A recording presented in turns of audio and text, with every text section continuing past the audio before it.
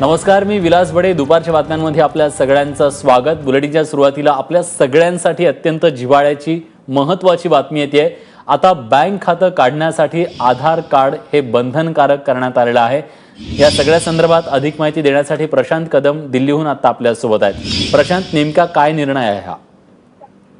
विलास, गेल्या काही दिवसांपासून सरकार जवळपास प्रत्येक विभागामधल्या प्रत्येक गोष्टीसाठी आधार कार्डची अंमलबजावणी जी आहे ती करताना दिसत आहे.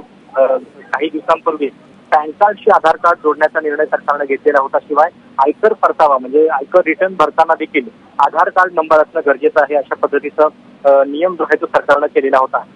या नियमाची सुनावणी सध्या सुप्रीम कोर्टामध्ये सुरू असतानाच सरकारचा आणखी एक नवीन नियम आज लागू होतोय. एक नवीन नोटिफिकेशन निघालेलं आहे, ज्याच्यानुसार आधार कार्ड जे आहे ते तुम्हाला बँक अकाउंट ओपन करताना बंधनकारक असणार आहे. शिवाय 50,000 रुपयांच्या पेक्षा जर जास्त ट्रान्झॅक्शन तुम्ही करणार असाल बँकेच्या माध्यमातून, तर तेव्हा देखील तुम्हाला तुमचा जो आधार कार्ड नंबर जो आहे तर तो द्यावा लागणार आहे.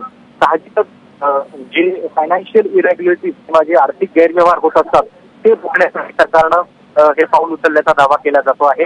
पण ज्या पद्धतीनं पॅन कार्ड आणि आयकर परताव्या संदर्भातल्या आधार बंधनकारक असण्यासंदर्भात ज्या याचिका दाखल करण्यात आलेल्या आहेत त्या पार्श्वभूमीवरती सरकारनं हे पाऊल उचलणं हे खरं तर आश्चर्यकारक आहे.